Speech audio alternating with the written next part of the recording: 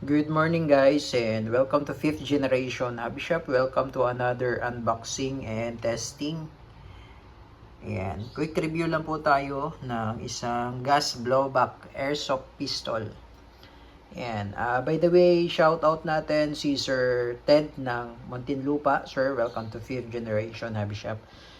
Ngayon, ang ating i-review is the KWC 75 competition gas blowback CO2 powered airsoft pistol po. Okay? So, ang hangin niya ay CO2. Ayan. CO2 cartridge po. Ito po yung kanyang propellant. Ito pa rin po yung kanyang hangin. Ito yung model niya. Ayan. 75 competition model. This is airsoft. Okay? Airsoft po siya. So, ang bala niya ay plastic BBs. Ayan. Blowback plastic BBs airsoft power. Ayan. So, yan po yung model. Okay? Ulitin ko po. This is the 75 KWC 75 competition model. Ayan. Tapos, sinetapan natin siya ng red dot optic. Red and green dot optic sight with 4 reticle. Ayan. Mamaya papakita ko sa inyo. Okay. So, this is full metal. Full metal po. Talagang mabigat siya. Ayan. Also, the magazine is metal. Ayan. Yan yung CO2 mag na 30 rounder. Ayan po siya. Okay. Ayan. So, mabigat po. Actually, mabigat talaga siya. Ayan. Caliber 6mm. Made in Taiwan by KWC. Ayan. Tapos, meron siyang case na kasama. As you can see, ganda yung case niya. Ito yung case niya na kasama. Teka lang. Alisin lang natin to. Ayan. Ayan yung case. Hard case na kasama. Metal case siya.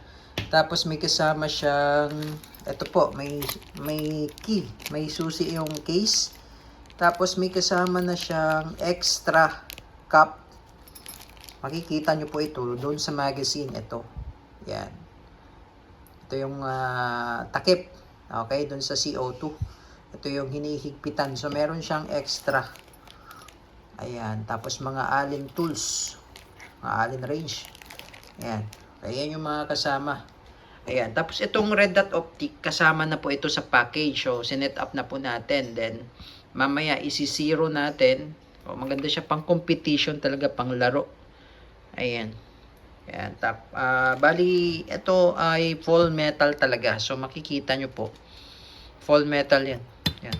Bakal talaga yan. Pati yung slide niya, bakal din.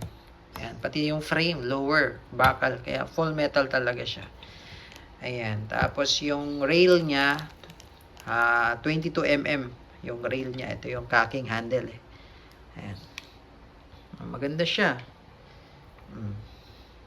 Ayan. Okay, so pakita ko lang sa inyo yung red dot na sinet up natin. Okay, so ito yung red dot optic. Yan, meron siyang, makikita nyo po, meron siyang adjuster. Yan, G stands for green. Yan, tapos meron siyang 5 level. Yan, level 1, level 2, level 3. Yan yung level ng light. Okay, yung lakas ng ilaw. Ayan.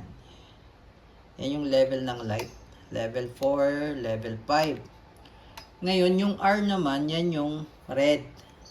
Yan, pag nilagay mo siya sa R, yan yung off. Pag nilagay mo siya sa G, yun naman yung off. Ayan, 'di ba? Wala siyang ilaw. Ito, lagay natin sa level 1. Ayan, yung level 1. Ayan, hanggang level 5 din siya. Tapos, meron siyang 4 na reticle. Ayan, yung may dot. Meron siyang dot with circle. Meron ding crosshair. Meron ding circle with crosshair. Ayan, papapalitan siya. Ayan, pwede nating palitan ng dot lang. Ayan, dot lang. Ayan. Tapos, cross. Ayan. Ayan. So, napapalitan siya. Medyo ano lang, no, medyo blurred lang sa camera. Pero nag-iiba-iba yung ano niya, yung reticle niya. Okay, nag-iiba-iba siya. Ayan. Hmm. Ayan. Nag-iiba siya. So, ayan yun, red dot. Okay, sisiro natin mamaya. And then, i-off lang natin. Lagay lang natin. Basta ang off, lagay mo lang siya sa, pag i-off mo siya, lagay mo lang siya sa, ito yung battery niya, battery slot. Ito, dito sa ibabaw. Ayan. Tapos, pag i-off mo siya, lagay mo lang siya sa G or sa R. Ayan, lagay natin sa R. Ayan. So, ngayon, ito naman po yung kanyang magazine. Ayan, 30 rounder na CO2 mag. Ayan. Ito yung CO2.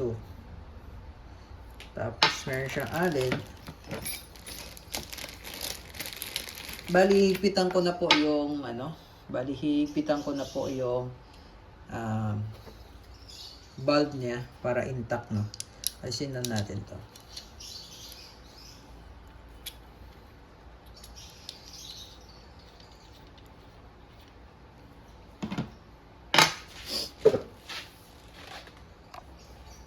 Ayan, so lalagyan ko lang siya ng oil. Tapos, hipitan lang po natin. Tamang hipit lang. Ayan, para intact tayo sa valve. Minsan kasi lumuluwag yan. Ang gagamitin yung tool, wala pa kasi siyang kasama. Ito, valve tool. Ito yung ginagamit kong panghigpit sa mga valve. Okay, tapos may free pala siyang silicone oil. Yun yung pinapatak ko dito. Pati dito sa valve. Ayan, yung valve na yan. Pinapatakan ko rin yan ng oil. Bago po ako maglagay ng CO2. Ayan.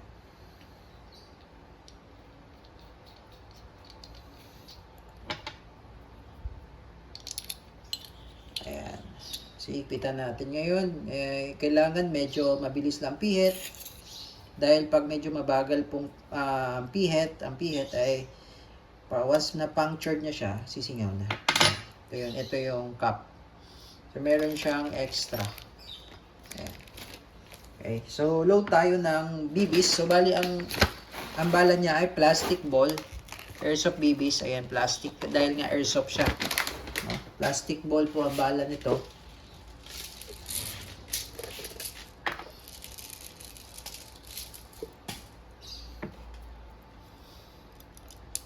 Ayan.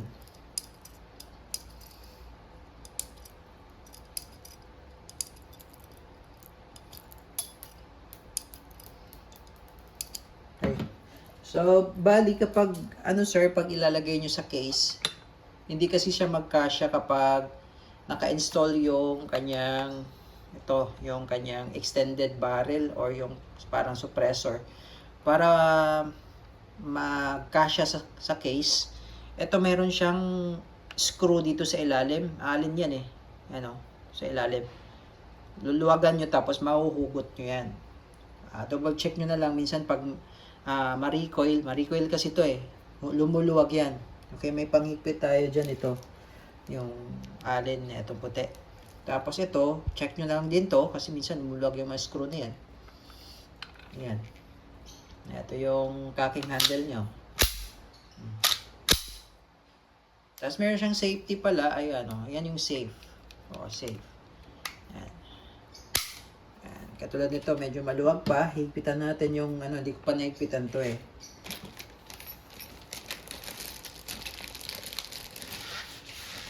Higpitan lang natin. Ayan, maluwag lang siya. Maluwag. Ayan. Yung rail niya, medyo maluwag kaya nagagalaw. Okay, gumagalaw siya. Okay, ayan, maipit na. Wala nang galaw. Okay, so testing po.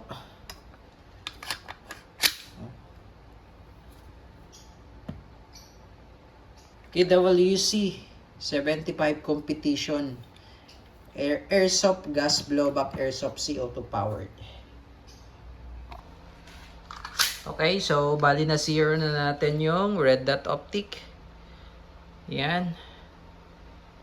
Okay, so testingin natin. Okay, try natin dito sa mga target plate. Yan.